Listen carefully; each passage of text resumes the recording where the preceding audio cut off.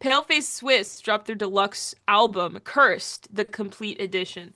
I'm very happy to see Paleface Swiss back because when they dropped Cursed, the incomplete version, I guess, it stood out immediately. The singles, I mean, locked me in.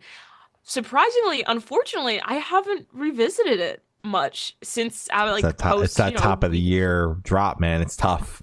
it just because so much shit's happening and then at the same time nothing's happening. So my Mhm. brain is like, just go back to the shit you liked from last year. It Mhm. just gets lost in the shuffle. So I like that they dropped it a couple months post-release, which is it's doing its job. It's reminding me of the record. It's giving me enough new songs that are very reminiscent of why I liked the record so much, and it gave a unplugged version, which is always cool. I'm very happy that this deluxe version of the album is new songs and not remixes or all acoustics Mhm. or just with a new feature, you know? Like they gave some new shit. Mhm. It's giving, It's you giving. know? It's giving. It's giving. I think this fucks. I need to revisit this record. I need to add it to one of my lists so I kind of keep it in rotation because Paleface Swiss came out of nowhere for me with that rollout, and I am so disappointed in myself that I let them kind of fall to the wayside. Because this band is incredible. If you haven't checked out Cursed, throw in the complete edition. Um, I think they're incredible, and I think this record is fucking crazy. My personal favorite off the record is Best Before Death. I also really liked Please End Me. Mhm. The unplugged version, it's fine. Not Yeah. mad at it, but Did its I job. think exactly. I think these tracks are great. They don't feel like B-sides. They feel like they could perfectly fit on the record. Um, I love it. This is a pleasant surprise in the best way possible because not only did they do the deluxe edition what we like to call the correct way. There is no correct way to release music. You can do whatever the fuck you want, but we like when the deluxe editions have new music, and they gave Mm-hmm. us a lot of new music, four new Mm-hmm. songs to be exact. Most of them were put out as singles because we had covered these songs, at least a couple Mm-hmm. of them. But I don't have any qualms about that because we still got four new songs to be attached to the album. And then secondly, I Not mad at remember it.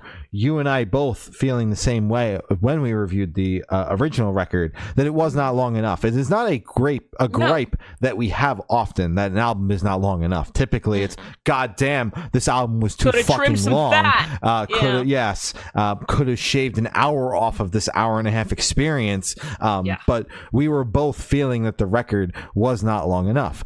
Clocked in at under 30 minutes. Yeah. Fucking in and out. Yeah. Yes, in and out. So this adds on some serious runtime to the album with only one unplugged song, which is River of Sorrows, which is a pleasant surprise. I think it's a nice rendition of the song. And only one acoustic song is like a blessing, man, on a deluxe edition. Unheard It's of. like, we could get four new songs, but then you'll get 10 acoustic songs. And it's like, do I even want to put on the deluxe edition at that point? Because the Spotify radio's not going to kick in. I'm going to have to manually turn it off. That's my personal gripe. That's your okay. Yes, So I we have can't. two different.